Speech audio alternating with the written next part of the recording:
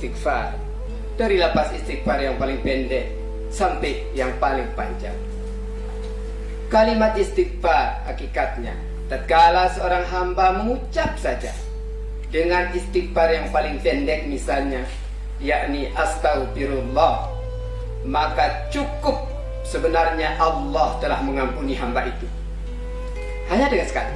Karena manakala hamba telah melakukan kesalahan, kemudian ia datang kepada Allah SWT dengan ucapan yang pendek tadi, yakni astaghfirullah, aku mohon ampun kepada Allah, maka sungguhnya Allah telah mengampuni.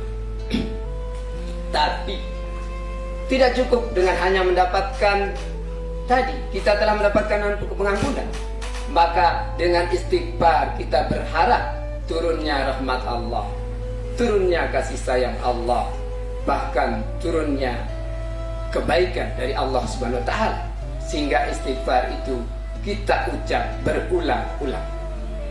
Tentang istighfar ini disebutkan oleh Allah Subhanahu wa taala dalam surat Nuh ayat 10 sampai 11, di mana Allah Subhanahu wa taala berfirman, A'udzubillahi minasyaitonir rajim.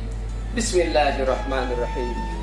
Faqultu astaghfiru rabbakum innahu kana ghaffara yursilis samaa'a 'alaikum midrar wa yumdidkum bi amwalin wa banin wa yaj'al lakum jannat wa yaj'al lakum anhar.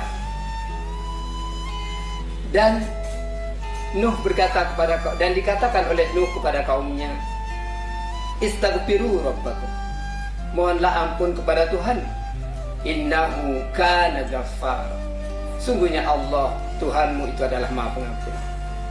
Sebesar apapun dosa hamba, tatkala ia kembali kepada Allah dengan astaghfirullah, maka Allah akan mengampuni dosanya. Karena itu, maka istighfar harus diucapkan tatkala kita merasa diri kita ada kealpaan, bahkan kesalahan, ataupun kita merasa itu adalah suatu dosa, maka kita harus ungkap astaghfirullah. Di dalam ayat ini fadilah istighfar langsung disebutkan oleh Allah SWT. Kalau tadi innahu kana ghaffar, sungguhnya Allah Maha Pengampun, lalu apa fadilah istighfar itu? Di dalam ayat ini disebutkan yursilis samaa'a 'alaikum midrar, niscaya Allah akan menurunkan hujan yang lebat dari langit. Para mufassir menjelaskan hujan yang lebat, hujan benaran, jika memang di tempat itu tidak pernah turun hujan. Tetapi ada juga mufassir yang menjelaskan hujan yang lebat maknanya adalah rahmat curahan Allah Subhanahu wa taala. Semakin banyak kita beristighfar, maka semakin tenang jiwa dan hati manusia itu. Masih ditambah fadilah istighfar dalam ayat ini, wa yumdidkum bi amwalin wa banin. Bukan Allah memberi rizki katanya, Allah memperbanyak rizki dan anak-anak. Berarti kalau kita lihat dari fadilah istighfar ini, ternyata orang-orang yang telah diampuni oleh Allah, hakikatnya dia akan diberikan kekayaan oleh Allah SWT. Dia akan diberikan anak keturunan oleh Allah SWT buat mereka yang melanggarkan istighfar. Masih di ayat berikutnya disebutkan wa yaj'al lakum jannah, Allah menjadikan sawah, ladang dan kebun mereka menjadi subur. Masih di terakhir wa yaj'al lakum anhar, Allah akan mengalirkan hujan, Allah akan mengalirkan sungai pada sawah dan ladang tadi. Kaum muslimin, kalau kita melihat fadilah istighfar dalam ayat ini, sungguh bahwa istighfar akan memberi manfaat bagi kehidupan, baik itu duniawi maupun ukhra. Siapapun yang melanggengkannya, maka niscaya Allah akan memberikan kebahagiaan buat dia, kebahagiaan dalam hidupnya, kebahagiaan dalam cita-citanya, bahkan kebahagiaan dalam pekerjaannya, sehingga mereka akan senantiasa dirahmati, dicurahi rahmat oleh Allah Subhanahu wa taala. Kaum muslimin, hari ini yang terjadi pada diri kita karena takutnya kita terhadap dosa yang telah kita perbuatkan, sehingga kita tidak berani mengungkap astagfirullah, padahal Allah Ghaffar. Sekarang kita mari langgengkan istighfar itu. Kemudian berikutnya yang terjadi hari ini, tatkala permasalahan manusia yang terjadi, Hendaknya kita tanya pada diri kita, sungguhnya apa yang terjadi pada diri saya? Apakah ada kesalahan sehingga kita kembali kepada Allah dengan istighfar? Maka tatkala kita kembali dengan istighfar, tentu rahmat Allah akan datang dan kita benar-benar akan mendapat kebaikan dari Allah Subhanahu wa ta'ala. Itulah istighfar. Kalimat istighfar yang paling pendek kaum muslimin adalah astagfirullah. Yang lebih panjang sedikit astagfirullahaladzim. Yang lebih panjang sedikit astagfirullahaladzim alladzi la ilaha illa huwal hayyul qayyum wa atubu ilaih. Yang lebih panjang lagi astagfirullahaladzim li wa liwalidayya wa li jami'il muslimina wal muslimat wal mu'minina wal mu'minat al ahya'i minhum wal amwat. Dan yang paling panjang adalah sayyidul istighfar. Dan itu semuanya adalah rangkaian untuk menyatakan kehambaan kita kepada Allah Subhanahu wa taala, bahwa dalam kehidupan ini kita tidak memiliki apa-apanya kecuali apa yang ditakdirkan oleh Allah Subhanahu wa taala. Dalam segala permasalahan yang kita hadapi, maka istighfar adalah solusinya. Apakah itu permasalahan hidup, apakah itu permasalahan pekerjaan, apakah itu permasalahan dengan siapapun, kalau kita melanggarkan istighfar, maka Allah yang akan merubahnya. Dalam hadis disebutkan, siapa yang melazimkan istighfar, maka Allah akan merubah kesempitannya menjadi kelapangan, kesusahannya menjadi kemudahan. Bahkan Allah akan memberi rezeki dari tempat yang tidak disangka. Itulah fadilah istighfar. Kaum muslimin, melanggengkan istighfar ini adalah suatu yang akan mengungkapkan diri seseorang itu benar-benar ia adalah sebagai hamba Allah. Sebab kalau kita tidak merasa bahwa diri kita bersalah, tentu dosa itu, karena itu adalah kesombongan. Tapi kalau kita ungkap berulang-ulang istighfar ini, akan terhujam dalam hati kita bahwa hakikatnya kita tidak memiliki apa-apa kecuali apa yang ditakdirkan oleh Allah Subhanahu wa taala. Ada sekelumit kisah di masa lampau, seseorang yang senantiasa melapaskan istighfar dalam hidupnya. Kemudian ada seorang ulama, seorang aulia Allah yang termaktub di dalam mazhab yang empat, yakni Imam Ahmad bin Hanbal. Pada suatu hari, tiba-tiba beliau si Ahmad bin Hanbal ini seakan-akan diperintah berjalan, tapi yang akan dia tuju tidak jelas, tapi perintahnya kamu berjalan. Maka berjalanlah beliau tanpa tujuan. Tetapi begitu sampai di suatu tempat yang sudah dalam jauh perjalanan itu, maka ia sampai di suatu tempat. Dia cari, waktu itu sudah waktu sholat asar, kemudian dia cari masjid. Setelah ia mencari masjid, kemudian ia masuk ke dalamnya. Ternyata di dalamnya ia melakukan sholat, kemudian itikaf sampai waktu maghrib, bahkan sampai waktu isya. Setelah selesai waktu isya, kemudian si imam menambah itikafnya dengan menambah sholat sunat dan sebagainya.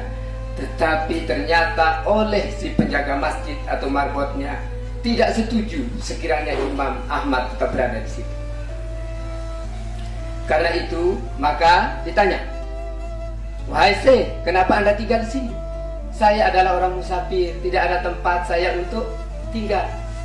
Apa kata penjaga? Tidak boleh, harus keluar. Maka beliau pun keluar ke halaman masjid. Di halaman masjid dia masih juga menambah, ternyata tetap disuruh keluar, sampai akhirnya dikeluarkan ke gerbang masjid. Subhanallah, begitu keluar dari gerbang masjid, ternyata ada kios di sebelah jalan yang melihat perilaku itu, kemudian memanggil si Syekh, "Silakan Syekh, Anda nginap di kedaiku, kebetulan ada di ruang belakang." Maka beliau sampai di sana dan disuruhlah ia ke ruang belakang. Yang aneh yang terjadi, oleh Syekh dia cerita, ternyata si orang ini adalah pedagang roti.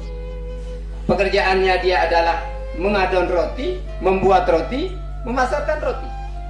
Subhanallah, dari mengambil tepung yang ucap adalah astagfirullah, begitu menurunkan ke wajan dia ucap astagfirullah, menggoreng ucap astagfirullah, ngangkat lagi astagfirullah, itu aja. Maka si Syekh terheran-heran, kenapa, apa yang dilakukan oleh hamba ini? Maka oleh Syekh dia mendekati, wahai hamba Allah, berapa lama kamu lakukan ini dan apa yang kamu dapatkan dari hal ini? Jawabnya, alhamdulillah, saya sudah lama sekali mengamalkan pekerjaan ini, yakni membaca istighfar tadi. Lalu apa yang kamu dapatkan? Jawabannya adalah, semua doaku dikabulkan oleh Allah Subhanahu wa Ta'ala. Masya Allah. Jadi berkat istighfar Allah memudahkan itu. Lagi satu pertanyaan, Syekh, adakah di antara doamu yang tidak dikabulkan? Maka yang menjawab pada Syekh, hanya satu doaku yang tidak dikabulkan, yakni aku berdoa kepada Allah agar aku dipertemukan dengan Imam Ahmad bin Hanbal. Subhanallah, tabarakallah. Si Imam Ahmad merangkul mereka, mencium mereka, memeluk mereka dengan berkata, karena berkah istighfar mula, karena istighfar mula yang menarik saya ke tempat ini, yang menyebabkan merbot tadi tidak memberiku saya di masjid, lantaran istighfarmu. Karena itu kaum muslimin, mari kita lakukan istighfar. Mudah-mudahan berkah dari istighfar ini Allah akan mudahkan urusan kita. Ini terkait dengan istighfar. Jadi dalam hidup ini, sekali lagi, mari kita perbanyak istighfar. Setidak-tidaknya, sebagaimana yang disabdakan oleh Rasulullah Sallallahu Alaihi Wasallam, sekurang-kurangnya ia beristighfar 70 kali, bahkan sampai 100 kali. Ada istighfar yang dilanggengkan oleh beberapa ulama kaum muslimin, yang bunyinya adalah Astaghfirullahaladzim wa atubu ilaih. Astaghfirullahaladzim wa atubu ilaih.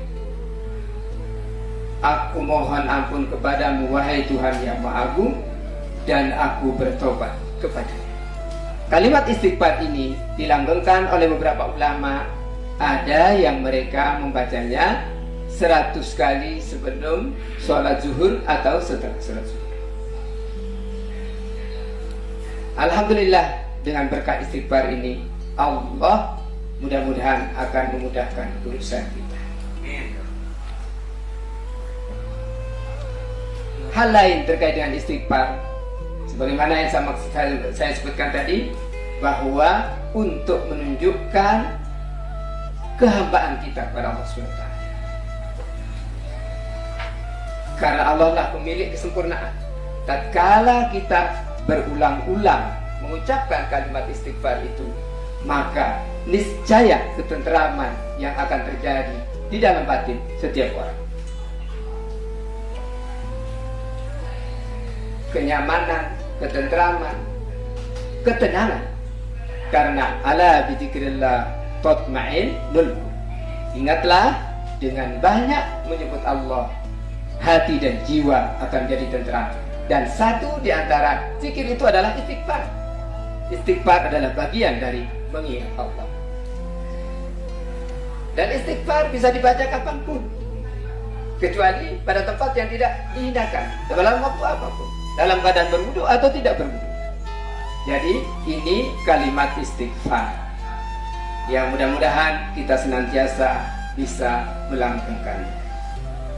Semua kita ini berharap kepada Allah SWT agar kita diberi kemudahan untuk bisa mengamalkan istighfar.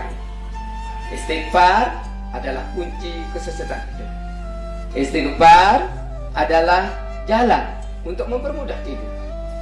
Istighfar adalah solusi kehidupan, bahkan jalan untuk mencapai kebahagiaan. Bukankah di dalam Al-Quran itu disebutkan terkait dengan istighfar ini, bahwa istighfar itu adalah sesuatu yang jika kita langgengkan niscaya akan menyelesaikan segala urusan kita. Maka perbanyaklah istighfar. Istighfar yang kita lakukan tentu terhadap hal-hal, baik itu kesalahan yang kita lakukan. Karena kesalahan ini kan dua kaum muslimin. kesalahan yang hablum minallah dan kesalahan yang hablum minannas. Kalau yang hablum minallah, istighfarlah. Tetapi kalau kesalahan terhadap sesama, maka saling meredai dan memaafkan.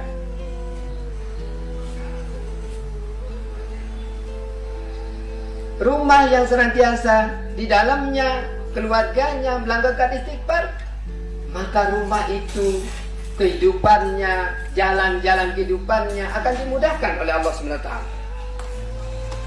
Keluarga yang senantiasa melanggarkan istighfar, maka keluarga itu adalah keluarga yang senantiasa akan dibimbing oleh Allah SWT. Ketahui kaum muslimin, jika ada kesalahan yang kita perbuat, maka akan terasa tidak nyaman di hati. Jika ada dosa yang kita perbuat, maka tidak nyaman di dalam hati ini, menunjukkan bahwa itu sesuatu yang tidak dibenarkan, karena itu adalah kesalahan. Maka untuk mengembalikan dari yang tadi adalah dengan istighfar. Kesalahan kita kepada manusia pun seperti itu juga. Kan banyak di antara kita ini yang kadang-kadang misalnya bohong juga merupakan suatu kesalahan. Kaum muslimin di sini, maka terkait dengan itu kadang-kadang kita merahasiakannya. Kita takut diketahui oleh teman kita. Kenapa coba? Karena itu adalah dosa. Karena dosa. Kemudian berikutnya juga kaum muslimin, fadilah istighfar ini, yang pertama adalah istighfar itu untuk memohon ampun kepada Allah Subhanahu wa taala. Sungguhnya Allah tidak mengazab mereka sedangkan kamu berada di antara mereka, maksudnya adalah Rasulullah, dan Allah tidak azab mereka jika mereka meminta ampun kepada Allah. Jadi urusan ampunan Allah dengan istighfar. Kemudian fadilah berikutnya istighfar itu adalah dimudahkan urusannya. Tadi saya ulang yang saya maksud tadi, hadis yang diriwayatkan oleh Imam Ahmad, barang siapa yang memperbanyak istighfar, niscaya Allah akan memberikan jalan keluar bagi kesedihannya, setiap kesedihannya, kelapangan untuk setiap kesempitannya, dan rezeki dari arah yang tidak disangka. Kemudian berikutnya adalah membuka pintu rezeki, sebagaimana tadi bahwa istighfar itu adalah membuka pintu rezeki, dan selanjutnya adalah akan membersihkan hati. Orang yang senantiasa beristighfar, maka hatinya akan menjadi tenteram, bersih hatinya. Kenapa? Karena ia selalu ingat kepada Allah. Dan yang terakhir, istighfar itu adalah akan mempermudah doa dikabulkan. Seorang yang senantiasa beristighfar, maka doanya akan mudah dikabulkan oleh Allah SWT. Bahkan orang yang tidak mau beristighfar atau mengangkat tangan untuk berdoa kepada Allah, maka mereka adalah termasuk orang yang menyombongkan diri. Ini setidak-tidaknya 5 fadilah dari istighfar dalam kehidupan ini. Kita hendaknya mengucap istighfar dari yang paling pendek, mana yang biasa kita lapalkan. Misalnya astagfirullah aja yang paling pendek, itu juga adalah istighfar. Maupun yang terpanjang tadi, yaitu Sayyidul Istighfar. Bahkan ada di kitab Majmu'us Syarif itu ada istighfar terpanjang juga di situ, yaitu istighfar raja. Panjang. Ini semuanya adalah terkait dengan lapas-lapas untuk kita membaca istighfar. Penekanannya adalah istighfar adalah pengakuan hamba bahwa hamba itu adalah ada kesalahan, ada kekurangan kepada Allah. Maka kita sampaikan bahwa aku bersalah dan sekaligus memohon ampun kepada Allah Subhanahu wa taala. Permohonan ampun, maka kalimat yang utama yang kita harus sampaikan kepada Allah adalah kalimatul istighfar. Astagfirullah atau astagfirullahaladzim. Mengulang-ulang kalimat ini adalah sebuah kebaikan. Dan setiap kebaikan pasti akan mendapatkan curahan kebaikan dari Allah Subhanahu wa taala.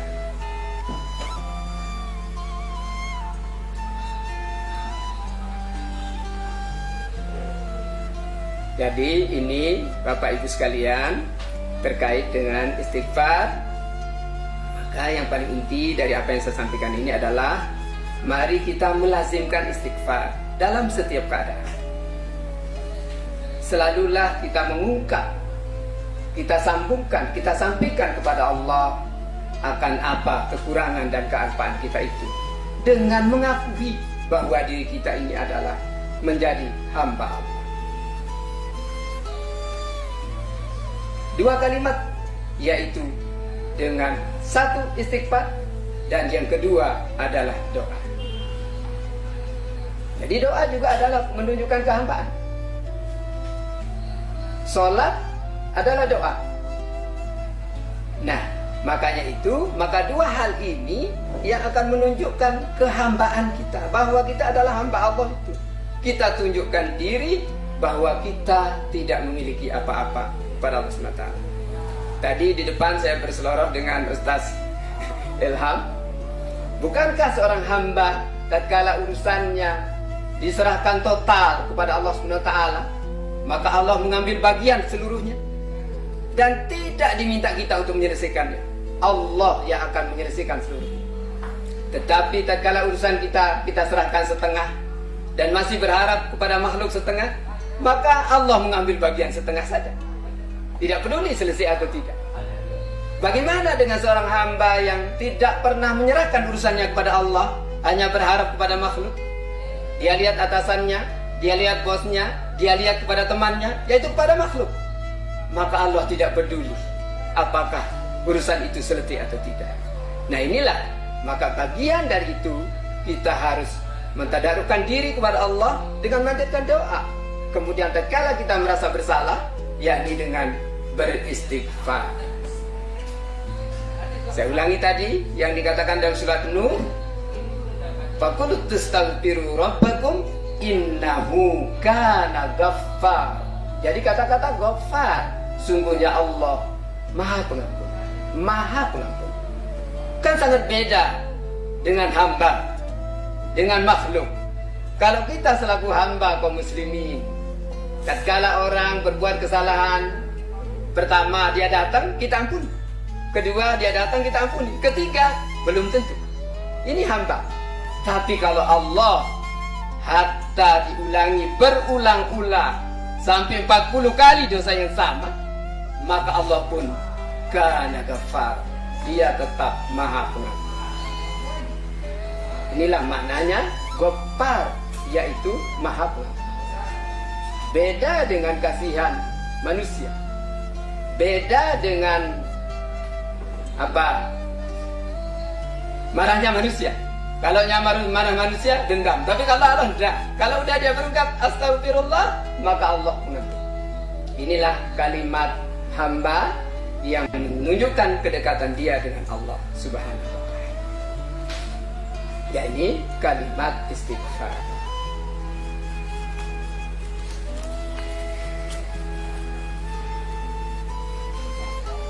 Istighfar adalah termasuk kalimat thayyibah, kalimat yang baik, yang berisi kebaikan. Bukankah kalau dari mulut ini senantiasa keluar istighfar, berarti di dalam batin kita ini ada penyerahan kepada Allah SWT, ada penyerahan yang tulus kepada Allah SWT, bahwa dia merasa dirinya tidak memiliki apa-apa, tapi dia merasa penuh dengan kekurangan. Dan tatkala kita merasa bahwa kehambaan kita seperti itu, itulah kedudukan yang tinggi di hadapan Allah SWT, bahwa kita mengakui diri kita ini sebagai seorang hamba yang kurang di hadapan Allah SWT. Kali lagi saya sampaikan, mari kita perbanyak istighfar. Jadikan istighfar sebagai solusi dalam kehidupan. Kalau pengalian itu apa katanya? Iya, mengatasi masalah tanpa masalah. Tetapi sekarang kita buat istighfar solusi penyelesaian masalah. Masalah apapun. Jangan sekali-kali mengandalkan makhluk, tetapi kita pasrahkan adalah Allah Subhanahu wa ta'ala. maka urusan itu akan selesai. Kalau di antara kita ini ada yang kehidupan sekarang kita ini masih belum normal, masih kekurangan, maka mari kita perbanyak istighfar. Kalau di antara kita ada yang hari ini belum memiliki anak, maka perbanyak istighfar.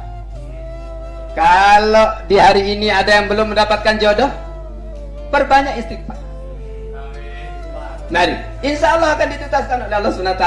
Tidak ada kata kecuali istighfar. Maka istighfar adalah solusi buat semua masalah. Selesaikan masalahmu dengan istighfar. Subhanallah.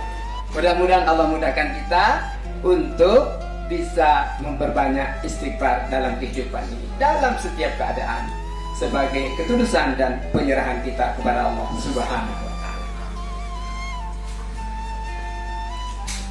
Sekali lagi bahwa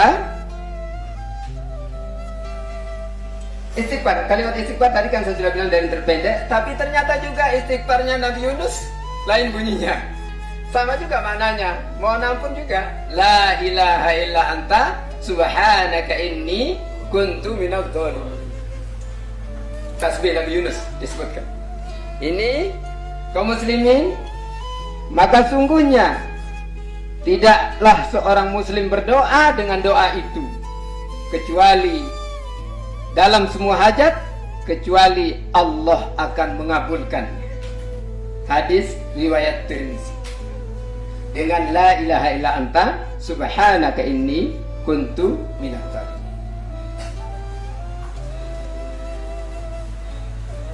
Bukankah doa yang dilakukan oleh Nabi Yunus ini dilakukan di dalam perut ikan?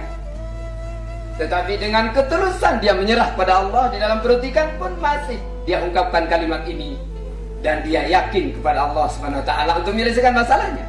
Ternyata selesai. Sekali lagi, dahulukan Allah dalam segala urusan. Jangan sekali-kali yang tampak adalah makhluk.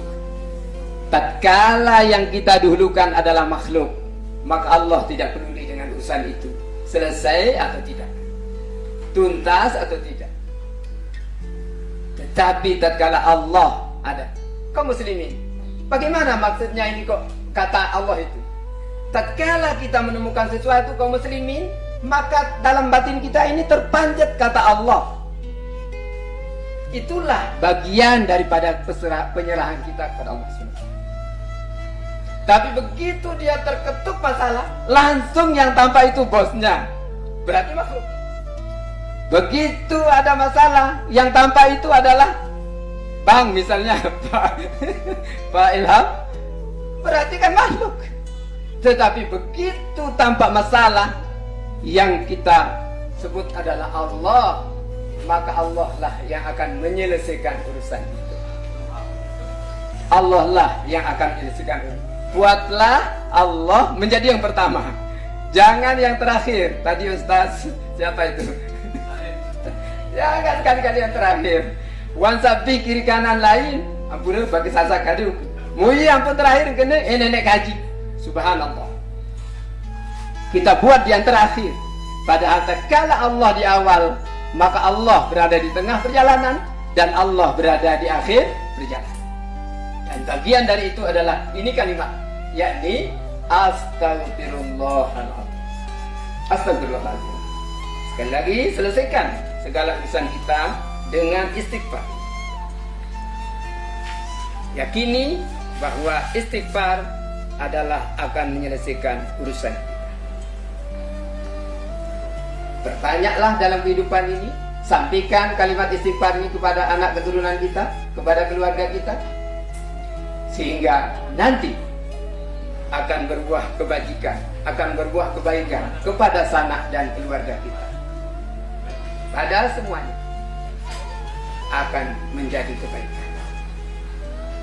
InsyaAllah tatkala kita mulai ini hari Jumat yang luar biasa baiknya ini Ustaz Ilham, mudah-mudahan menjadi awal kita untuk mengawali daripada istighfar.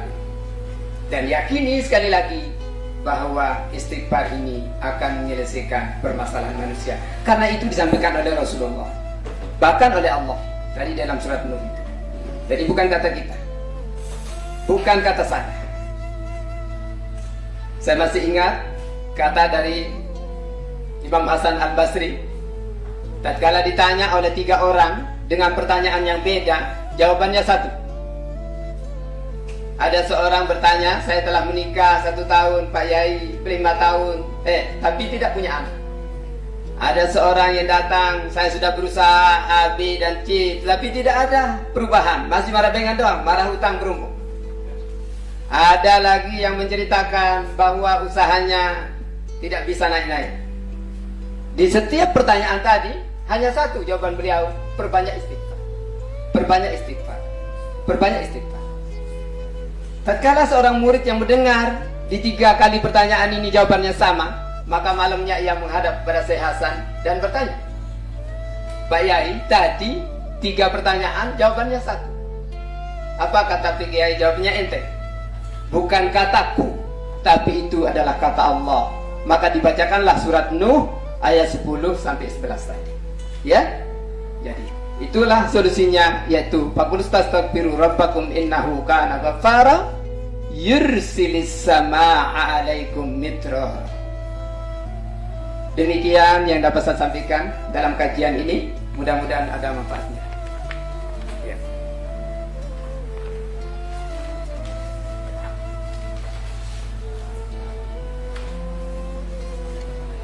Dibacakan atau saya langsung saja? Oke, baik. Ada pertanyaan. Baik, terima kasih. Kita lanjut. Kita lanjutkan dengan tanya jawab.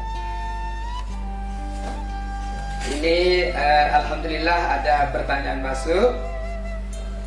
Bagaimana cara kita mengetahui bahwa dosa kita telah diampuni? Dosa kita telah diampuni hanya dengan istighfar. Baik. Saya langsung aja jawab. Dosa kita diampuni dengan tidak itu kan rahasia Allah Subhanahu wa Ta'ala. Kita tidak bisa memvonis diri bahwa dosa kita telah diampuni oleh Allah, karena nanti urusannya adalah di akhirat.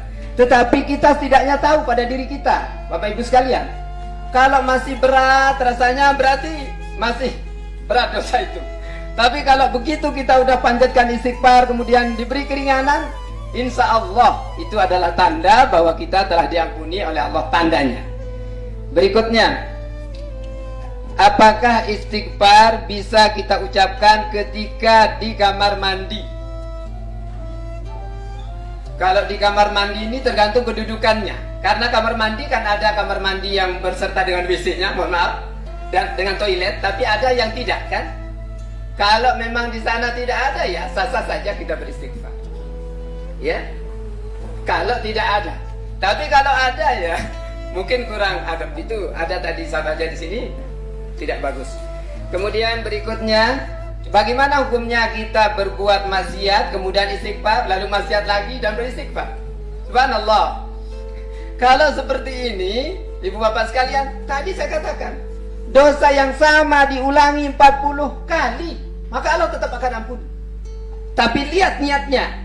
Apa niatnya, dia mengintaikan Allah atau tidak? Atau dia terlanjur lagi? Kalau dia terlanjur, maka tetap Allah ampuni. Cuman kalau niat yang mengintaikan Allah, Allah tidak akan ampuni. Jadi tidak bisa yang seperti itu tadi ulang ya. Ini. Kemudian berikutnya, kenapa Rasulullah beristighfar padahal beliau tidak memiliki dosa? Rasulullah beristighfar itu adalah mencontohi kita yang banyak dosa ini. Kalau Rasulullah kan tidak butuh istighfar hakikatnya, tapi tentu tatkala Rasulullah beristighfar akan kembali kepada umatnya dan juga kepada derajat beliau. Yang terakhir, apakah istighfar hanya diucapkan ketika melakukan dosa ataukah ketika sedang senang-senang? Tadi kan saya bilang istighfar ini sepanjang hari, tidak penting. Tentu yang paling utama ya begitu kalau merasa salah kan ini kan kita kembali kepada Allah. Tapi setiap waktu kita harus beristighfar, berulang-ulang sebanyak-banyaknya, dan itu menunjukkan kedekatan kita dengan Allah Subhanahu wa Ta'ala. Yang ini? lembar. Oh baik. Oh yang ini. Baik. Kemudian berikutnya, Apa yang harus dilakukan jika sudah beristighfar tapi kita belum mendapatkan ketenangan? Subhanallah. Tadi kan fungsi istighfar itu kan ketenangan, hadir. Bapak Ibu sekalian, begitu kita sudah beristighfar ternyata hati tenang, kan itu sebagai tanda bahwa dosa kita telah diampuni. Kalau misalnya beristighfar kemudian dia tidak ada perubahan, maksudnya ketenangan tidak terjadi, pertanyakan pada diri kita, apa istighfar kita sudah benar atau tidak. Benar yang dimaksud bukan lapas, semua benar astagfirullah, tapi telah sampai tidak menghajam ke dalam batin kita, telah menghujam tidak ke dalam hati kita bahwa kita benar-benar memohon ampun kepada Allah SWT. Jangan hanya main-main, saya belah, tidak bisa. Jadi harus menghujam ke dalam batin kita. Kemudian kapan waktu yang paling afdal untuk beristighfar? Kalau waktu ini sesuai dengan firman Allah, yastaghfiruna bil ashar. Jadi waktu yang paling afdal itu adalah di waktu sahur.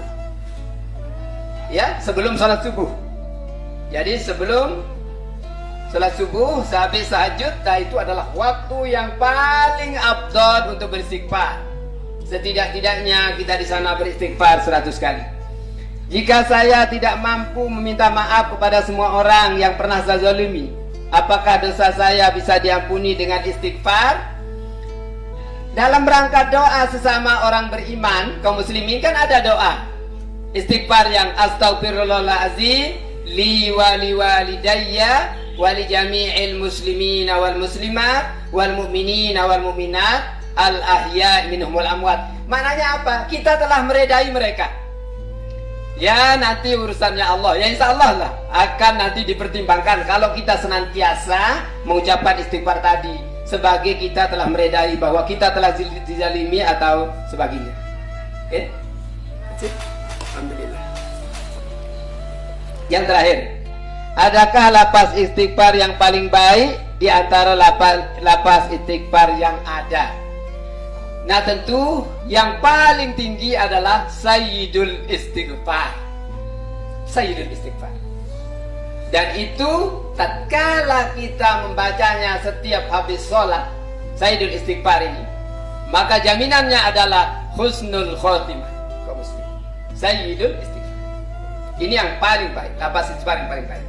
Tetapi tadi yang saya maksud tadi, untuk memurahkan rezeki tadi, yang tadi itu Pak Ustaz Ilham, astaghfirullahaladzim wa atubu ilaih. Sebelum sholat zuhur atau setelah sholat zuhur 100 kali. Sebelum atau sudah.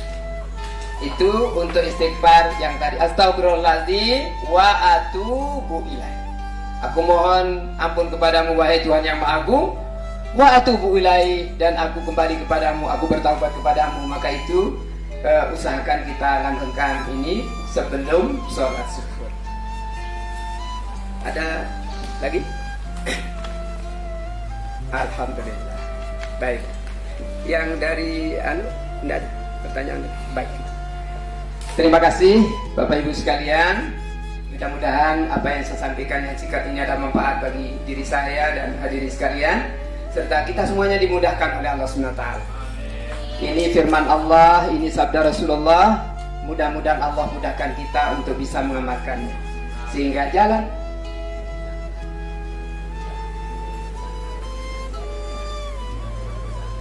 Oh Allah, subhanallah. Kaum muslimin jamaah sekalian, dalam kehidupan ini kita ada yang lebih dan ada yang kurang. Kelebihan yang kita miliki, maka di dalamnya ada kewajiban yang harus kita keluarkan, yaitu berupa zakat. Zakat ini apakah itu zakat mal maupun zakat perniagaan, semuanya adalah wajib kita tunaikan. Maka sebagai orang yang memiliki kelebihan ini, para muzaki yang memiliki kelebihan ini, yang untuk berzakat kepada Allah SWT, sampaikan zakatnya, sampaikan zakat kita semuanya, yakni melalui tempat yang resmi yang telah ditetapkan, yakni Basnas. Kita yakin pengurusan di Basnas adalah sudah profesional, pelaksanaannya sudah baik, sehingga kita berharap para muzaki untuk menyampaikan zakatnya kepada Basnas. Mudah-mudahan kita semuanya yang hari ini belum berzakat dimudahkan rezeki oleh Allah Subhanahu wa taala untuk bisa memberikan zakat kepada yang lain, kepada mereka yang berhak. Mari kita tutup dengan doa. Bismillahirrahmanirrahim. Alhamdulillahirabbil alamin. Wassalatu wassalamu ala asrofil anbiya'i wal mursalin wa ala alihi wa sahbihi ajma'in. Alhamdulillahirabbil alamin. Hamdan katsiran thayyiban mubarakan fihi ala kulli hal. Hamdan yuwafi ni'amahu wa yukafi mazidah. Ya Rabbana lakal hamdu kama yanbaghi li jalali wajhikal karim wa 'azim sultan. Allahumma arinal haqqa haqqan warzuqna ittiba'ah wa arinal batila batilan warzuqna ijtinabah.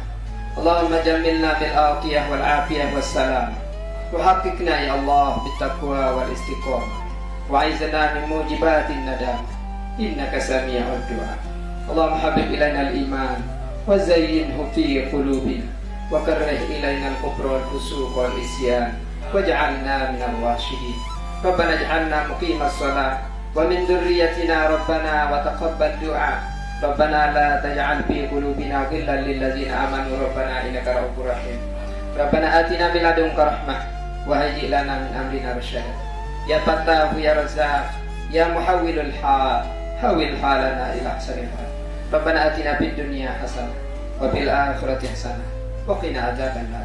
Ya Allah, hadza du'auna fastajib lana kama wa'adtana innaka la tukhliful mi'ad. Bi fadlika wa rahmatik. Subhana rabbika rabbil izzati amma yasifun wa salamun alal mursalin walhamdulillahi rabbil alamin. Lana walhumul fatihah.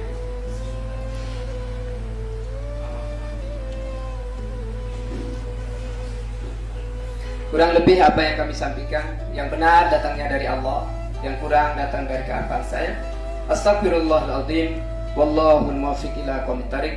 Assalamualaikum warahmatullahi wabarakatuh.